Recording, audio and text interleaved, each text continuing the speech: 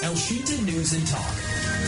Memasuki masa awal tahun ajaran 2026 atau 2027, sejumlah sekolah negeri di Indonesia minim mendapatkan murid baru. Sebanyak 22 sekolah SD negeri di Kota Semarang tercatat belum mampu memenuhi kuota peserta didik baru pada sistem penerimaan murid baru atau SPMB 2026-2027. Bahkan beberapa sekolah hanya memperoleh kurang dari 10 siswa baru. Pemerintah Kota Semarang memetakan sejumlah faktor yang menyebabkan minimnya peminat di sekolah negeri. Salah satu penyebab utamanya adalah kualitas sarana dan prasarana yang dinilai belum mampu bersaing dengan sekolah swasta. Salah satunya di SDN Purwoyoso 01 di Kota Semarang, Jawa Tengah. Pada awal tahun ajaran ini, sekolah negeri itu hanya menerima setidaknya 3 murid baru di satu kelas. Maksud kami, di kelas 1. Faktor yang diduga membuat minimnya murid baru di sekolah tersebut adalah kondisi demografis sekitar yang mempengaruhi sistem penerimaan murid baru atau SPMB, termasuk sistem domisili atau zonasi. Apakah faktor zonasi mempengaruhi atau ada faktor lain seperti ketimpangan fasilitas antara negeri dan swasta? Kita akan membahas lengkapnya bersama pengamat pendidikan UPGRIS Semarang, Ngasbun Egar. Elshinta News and Talk. Selamat sore Pak Ngasbun. Selamat sore Mas Akbar, Assalamualaikum. Waalaikumsalam Pak Ngasbun. Pak Ngasbun, ini kalau melihat ya ketimpangan sekolah negeri yang kekurangan murid ini, apakah faktor zonasi mempengaruhi atau ada faktor lain seperti ketimpangan fasilitas mungkin antara sekolah negeri dan swasta, Pak Ngasbun? Iya, bicara tentang beberapa sekolah yang kemudian penerimaan calon peserta didik yang mendaftar cukup rendah itu bisa jadi salah satunya karena faktor ini ya, faktor zonasi gitu. Ini berarti salah satunya disebabkan oleh faktor demografi gitu namanya. Jadi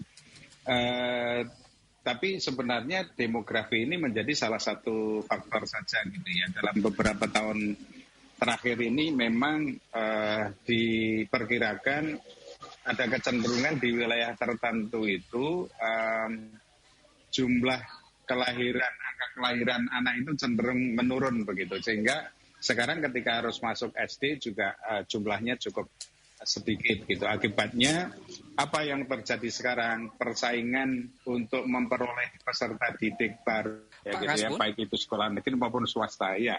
Iya. Silakan dilanjutkan kembali, Pak Ngasbun. Tadi sempat terkendala komunikasi tadi. Oh begitu ya? Iya. Baik ya. Jadi yang pertama faktor demografi memang itu kita yakini berpengaruh gitu ya. Jadi ada sedikit penurunan tingkat kelahiran anak ya di daerah-daerah tertentu pada kurun beberapa waktu ini. Akibatnya maka sekarang jumlah anak yang mendaftar ke SD itu relatif lebih rendah dibanding tahun-tahun sebelumnya. Maka apa yang terjadi? Akhirnya persaingan untuk memperoleh peserta didik bagi sekolah itu sangat ketat sekarang gitu, antar baik itu sekolah negeri maupun sekolah swasta. Jadi yang faktor pertama menurut saya. Tapi sebenarnya tidak hanya itu Mas. Jadi bisa jadi juga faktor distribusi penduduk yang kurang merata. Jadi di beberapa kawasan seperti tadi di SD yang disebut itu memang bisa jadi di situ relatif sedikit ya calon-calon siswa yang akan masuk di SD karena memang di situ tidak terlalu padat penduduk begitu. Tetapi di beberapa wilayah lain kita pantau di Kota Semarang ini cukup padat penduduk gitu. Nah, sehingga ini juga kita bisa lihat ya di beberapa tempat ya banyak sekolah kemudian daya tampungnya melebihi semua gitu. Jadi nggak bisa tertampung. Nah, maka saya kira distribusi penduduk juga menjadi salah satu penyebab ya di mana jumlah peserta didik akhirnya juga ada disparitas gitu ya antara satu sekolah dengan sekolah yang lain. Nah, yang faktor ketiga menurut saya yang cukup berpengaruh juga adalah perubahan perilaku masyarakat dalam memilih sekolah. Jadi kalau orang tua ya zaman dulu barangkali tidak begitu memperhatikan gitu ya, tetapi sekarang pandangan orang tua sudah jauh berubah gitu, mayoritas gitu. orang tua kini tidak hanya mempertimbangkan status sekolah negeri swasta saja, tetapi mereka lebih memperhatikan sisi kualitas layanan yang diberikan sekolah, kemudian budaya yang dibangun di sekolah itu, keamanannya bagaimana, lalu juga pendidikan karakternya bagaimana diselenggarakan. Bahkan sekarang ada kecenderungan juga pembelajaran agama. Gitu. Boarding school ya Pak Asbun ya? Iya, sebagian orang tua sekarang juga mulai melirik sekolah-sekolah yang memberikan tawaran pendidikan agama lebih kuat gitu. Nah, ini karena tren juga sebenarnya gitu. Nah, di samping juga ada tawaran-tawaran berkaitan dengan bahasa asing misalnya. Ya, sebagian orang tua tertarik agar anak-anaknya yang sejak kecil itu sudah mulai menguasai bahasa asing, apakah itu bahasa Inggris, apakah itu bahasa Cina, mungkin ada bahasa Arab, nah gitu. Jadi ini juga menjadi salah satu faktor penting ya, salah satu faktor penting yang mempengaruhi orang tua. Selain juga harus kita akui tidak kalah pentingnya adalah faktor sarana prasarana gitu. Sekolah-sekolah negeri jika tidak cepat berbenah dari sisi surplus, saya kira nanti akan ketinggalan ya. Ini akan menjadikan orang tua nanti akan melirik ke sekolah-sekolah swasta yang menyediakan sarana prasarana jauh lebih baik gitu.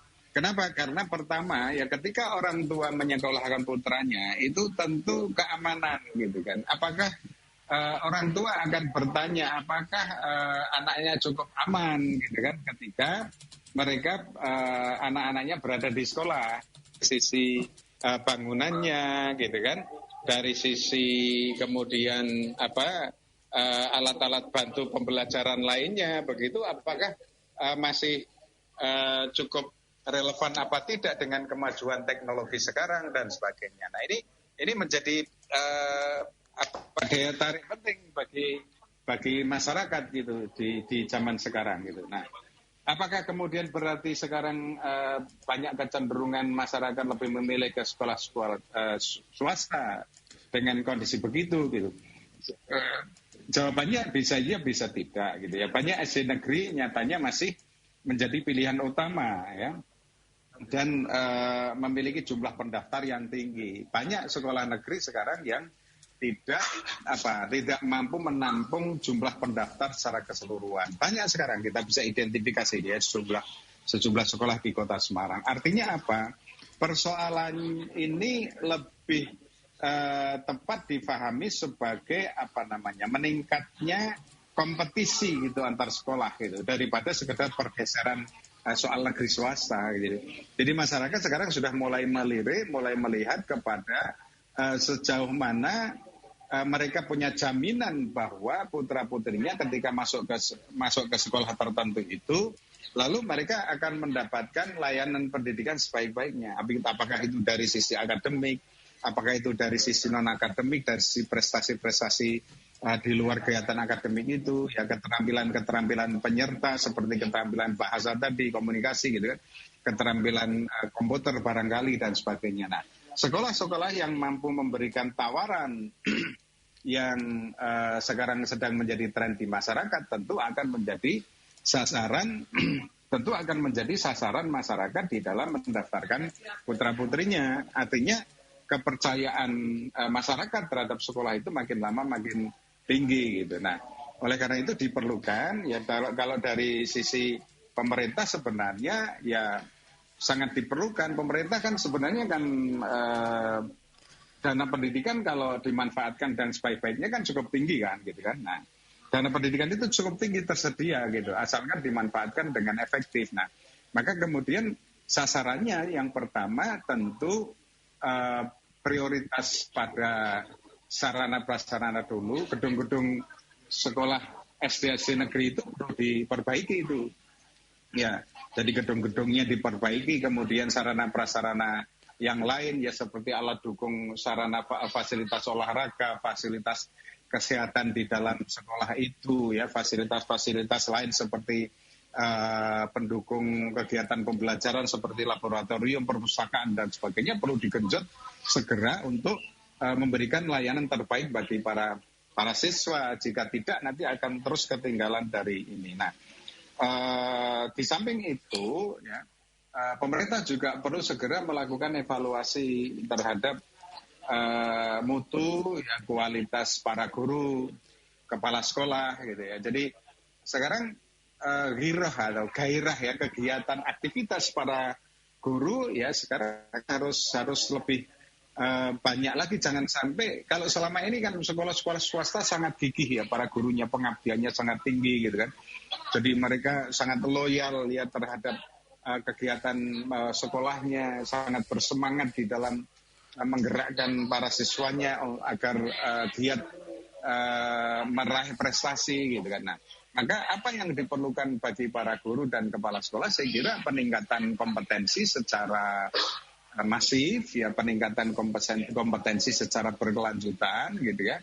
Jadi para guru jangan berhenti pada persoalan yang penting kelas berjalan, nggak cukup lagi sekarang. Nanti masyarakat tidak akan melirik lagi sekolah-sekolah yang begitu, tetapi masyarakat menuntut agar para guru itu benar-benar memiliki kemampuan ya memberikan pembelajaran dengan sebaik-baiknya, memanfaatkan teknologi informasi yang terus berkembang gitu. Kemudian juga bisa memberikan pendampingan yang bagus kepada para siswanya gitu. Jadi bukan soal kegiatan mengajar saja, tetapi juga bagaimana mereka membekali siswa, membimbing siswa, ya, mendampingi siswa, mengembangkan potensi diri masing-masing gitu.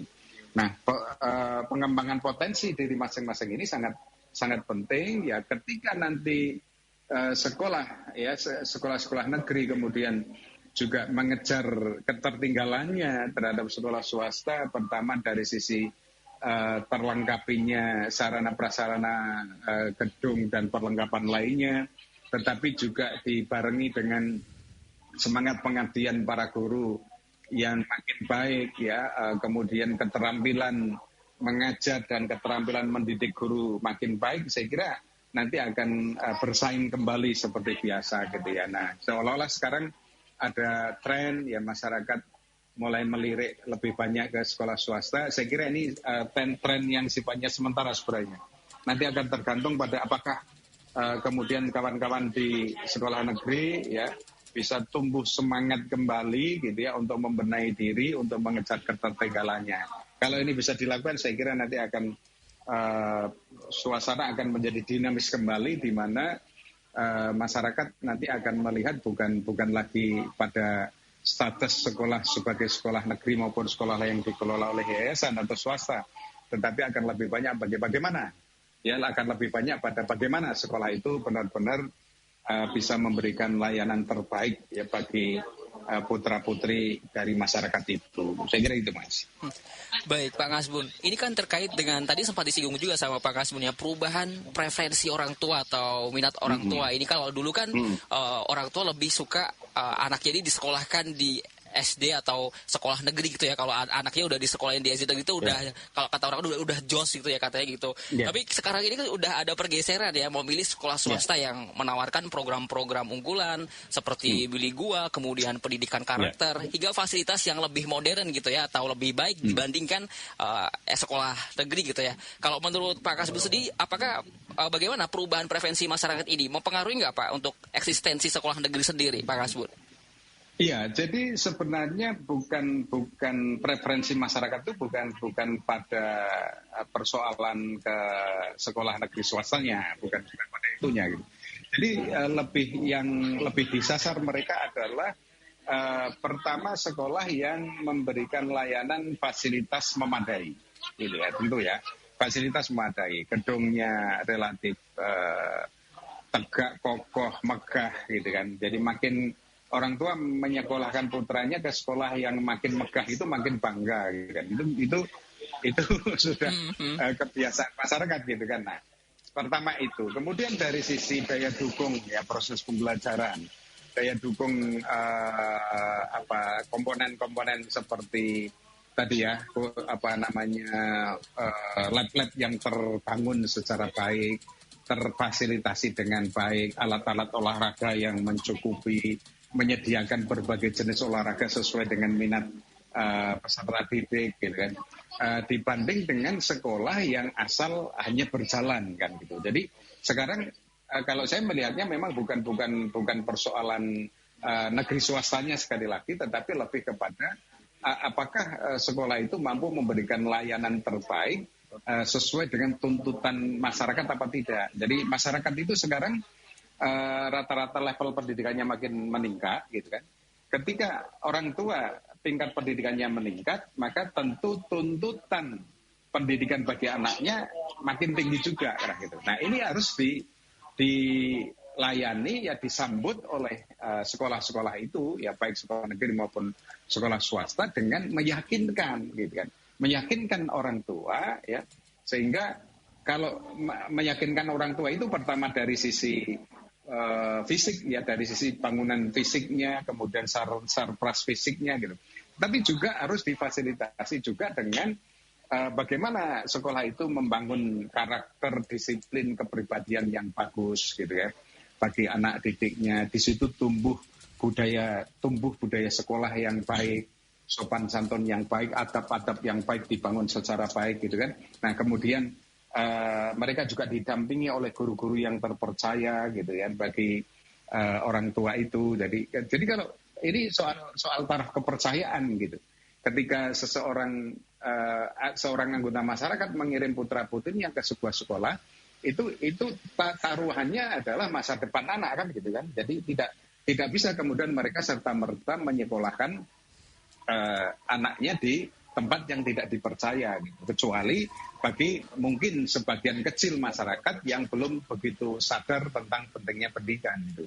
Sementara mayoritas masyarakat kita sekarang, apalagi masyarakat seperti perkotaan seperti Semarang, tentu mayoritas mereka makin menyadari pentingnya pendidikan itu gitu, bahwa masa depan akan sangat ditentukan oleh sejauh mana mereka mendapatkan pendidikan yang baik pada masa kini gitu. Jadi bagaimana nanti mereka di sekolah itu bisa tumbuh dan berkembang sesuai dengan potensinya. Anak-anak yang memiliki potensi bagus di bidang fisiknya nanti bisa jadi disiapkan menjadi olahragawan. Anak-anak yang memiliki daya seni yang halus, ya daya seni yang baik nanti akan bisa dicetak disiapkan menjadi seniman-seniman handal lah kan gitu. Mereka yang memiliki daya entrepreneur tinggi dikembangkan nanti menjadi pengusaha-pengusaha sukses dan sebagainya. Nah, orang tua ketika mau menyekolahkan anaknya itu sudah mulai punya bayangan seperti itu. Betapapun mulai dari tingkat SD sekalipun, karena rentetannya pendidikan di tingkat dasar itu adalah menjadi pondasi bagi pendidikan-pendidikan berikutnya gitu. Jadi akan sangat penting tetap gitu ya. Nanti kemudian pendidikan dasar ini akan menjadi penopang bagi pendidikan tingkat berikutnya ya di SMP, SMA, lalu nanti berikutnya lagi penentu terakhir adalah ketika mereka berada di perguruan tinggi. Nah, gitu. Ini saya kira sekolah-sekolah yang memiliki visi misi yang mampu merangkai antara keinginan masyarakat, kemajuan teknologi gitu kan, dan kemudian juga tuntutan masa depan. Nah, sekolah-sekolah yang bisa meramu tiga faktor itu secara bersama-sama, secara harmonis, maka sekolah itulah yang akan menjadi pilihan bagi masyarakat saya kira. Maka dibutuhkan apa? Guru-guru yang cerdas, kepala-kepala sekolah yang cerdas gitu. Tetapi juga mau bekerja keras gitu. Saya kira itu, Pak. Baik, Pak Kasbun. Ini ada juga beberapa komentar yang masuk. Saya bacakan, tadi juga bisa ditanggapi. Ya. Pak Kasbun, ada dari Pak Ari soal guru ini. Katanya Bu Wali Kota fasilitas SD negeri mau dicanggihin biar kayak swasta. Tapi masalahnya bukan cuma meja baru atau internet cepat ya Pak ya. Masalahnya tuh di pelayanan dan keramahan guru atau hospitality-nya. Ya. Ini di swasta gurunya di servis ramah banget ya, komunikatif sama orang tua via aplikasi WhatsApp, dikasih tahu seperti ini. Kalau di negeri kadang kita mau nanya aja perkembangan anak gimana, ini sungkan gitu Pak, karena gurunya kaku kata seperti itu, kata Pak Ari. Ada juga Bu Tati dari Kudus seperti ini. Saya dengar kalau SD negeri itu kekurangan jumlah murid. Apakah dampaknya ke sertifikasi guru ya Pak? Karena rombel belajar kan tidak memenuhi kualifikasi saat sertifikasi. Apakah ini benar Pak Kasbun? Terus ada juga dari Ibu Si seperti ini. Salut buat guru-guru yang di SDN Purwoyoso 01. Ini muridnya kan cuma 3 tapi MPL-nya tetap pakai badut sirkus dan nggak ngelukro katanya seperti itu. Tapi bayangin aja Pak Kasbun kalau di Boyolali atau di SDN Cempoko Sawit 2 ini muridnya cuma satu aja Pak Ngasbur. Ini interaksi sosial si anak gimana? Nggak kasihan ya? Nggak kasihan juga kan? Nggak punya teman seangkatan buat main gimana? Cuma satu orang gitu ya. Silakan ditanggapi Pak Ngasbur. Baik. Yang pertama soal ini ya, bagaimana layanan yang kita dapatkan, yang anak-anak kita dapatkan di sekolah negeri dan swasta. Selama ini memang dan ini harus menjadi pelajaran momentum penting ya bagi kawan-kawan yang mengajar di sekolah negeri untuk berbenah gitu. Jadi ada memang kecenderungan teman-teman di sekolah swasta itu spirit ya, semangat pengabdiannya itu sangat total gitu. Jadi totalitas mereka. Kita harus puji ini betul ya. Jadi apresiasi betul ya teman-teman yang mengajar di sekolah swasta itu perhatiannya ya kepada siswa, komunikasinya dengan orang tua, mereka super lah gitu. Jadi ini memang agak berbeda dengan tren yang selama ini berjalan di sekolah-sekolah negeri. Jadi bukan kok kemudian kita mendiskreditkan gitu ya, tetapi kita memang bisa mengidentifikasi dari si pola komunikasi yang diterapkan dan sebagainya. Itu memang cenderung perlu ada perbaikan kalau teman-teman di sekolah negeri gitu. Ini soal layanan ya, soal semangat berjuang ya teman-teman di sekolah negeri dan sekolah swasta. Nah, di pembenahan di sekolah negeri harus menunjukkan itu. Kemudian soal sertifikasi ya tentu kalau kalau jumlah kelasnya berkurang ya. Jumlah kelasnya berkurang itu kan soal jam pelajaran ya. Soal jam pelajaran, kalau tunjangan sertifikasi itu kaitannya dengan terpenuhinya jumlah jam pelajaran apa tidak gitu. Jadi kalau selama masih bisa dipenuhi dengan berbagai kegiatan ya, karena kegiatan yang bisa dilakukan guru itu kan tidak hanya mengajar gitu, tetapi juga kegiatan-kegiatan lain yang bisa dihitung dikonversi ya, dihitung seperti jam mengajar. Jadi masih bisa terpenuhi itu gitu. Kemudian soal sosialisasi anak-anak. Memang ketika jumlah siswa sedikit itu ada plus minusnya sebenarnya. Ya, siswa yang sedikit berarti perhatian guru bisa jadi lebih bagus gitu kan.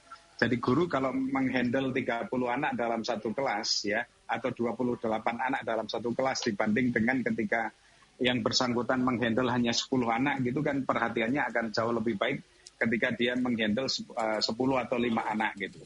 Jadi sebenarnya diuntungkan juga dari sisi itu gitu bagi anak-anak, karena layanan Bapak Ibu guru nanti tentu akan lebih baik kalau jumlah anaknya itu lebih sedikit di dalam sebuah kelas. Hanya memang soal sosialisasi ya, karena anak-anak di tingkat SD apalagi baru masuk itu kan pembelajaran bersosialisasi dengan orang lain itu juga sangat penting. Nah, ini tentu pemerintah daerah setempat menurut saya perlu ada upaya apakah nanti menggabungkan ya anak ini dengan sekolah terdekat, misalnya dekat sekolah sebelah gitu. Betapapun tidak di merger secara umum ya, sekolah itu di merger dengan sekolah lain, tetapi barangkali untuk proses pembelajarannya dalam kasus seperti ini di mana di sekolah itu hanya ada 1-2 anak dalam satu kelas misalnya, bisa dipertimbangkan menurut saya untuk digabung dengan SD terdekat misalnya, agar tidak menyulitkan orang tua juga ketika mengantar jemput putra-putrinya gitu. Jadi itu bisa diatasi dengan itu, atau bisa juga tingkat sosialisasinya nanti kemudian digabung dengan kelas-kelas di atasnya. Kan kelas di SD itu kan ada kelas 1, 2, 3, 4, 5 sampai 6 kan gitu kan. Jadi kalau yang berkurang itu di kelas 1 saja, maka nanti kan bisa masih ada kelas 2-nya, kelas 3-nya dan seterusnya. Maka untuk kegiatan-kegiatan lain saya kira tidak relatif ya bisa diatasi. Hanya ini menjadi pelajaran penting, momentum penting bagi teman-teman yang kemudian sekarang jumlah siswanya relatif menurun itu untuk bersemangat kembali bagaimana memancing ya, meyakinkan masyarakat agar meningkatkan kepercayaan masyarakat ya kepada sekolah itu, sehingga pada kurun waktu-waktu mendatang nanti jumlah pendaftarnya akan makin lama makin bertambah. Termasuk di dalamnya sebenarnya pemerintah daerah perlu memikirkan, pemerintah kota dalam hal ini kalau di Semarang ya, tapi juga di daerah-daerah lain, pemerintah daerah perlu memikirkan soal pemetaan lokasi-lokasi pendidikan. Jadi tempat-tempat pendidikan yang terlalu berdekatan antara satu dengan yang lain, sedangkan di situ misalnya masyarakatnya relatif sedikit, maka perlu dipertimbangkan untuk ada sekolah tertentu yang di-merger dengan sekolah lain, atau misalnya dipindah ke tempat lain yang lebih dibutuhkan gitu. Jadi pemetaan ini sangat penting, pertama dalam rangka layanan tentu ya, layanan masyarakat yang paling baik, masyarakat tidak ada yang terlalu jauh nanti menyekolahkan putra-putrinya, tetapi juga karena kalau terlalu jauh itu anak-anak juga lelah ya di dalam perjalanan gitu. Tetapi kalau semua dekat-dekat itu nanti akan memudahkan semuanya lah gitu. Sehingga kita harapkan pendidikan kita makin ke depan nanti makin maju. Gitu Mas. Baik Pak Ngasbun, terima kasih Pak Ngasbun sudah menyempatkan waktunya untuk berbincang sama Radio Al-Sila Semarang. Selamat sore Pak Ngasbun, sehat selalu. Selamat sore Mas Abbas, terima kasih, sukses selalu. Assalamualaikum warahmatullahi wabarakatuh. Waalaikumsalam warahmatullahi wabarakatuh. Demikian perbincangan kami bersama pengamat pendidikan UPGRIS Semarang, Ngasbun Egar. Al-Sila Semarang News and Talk.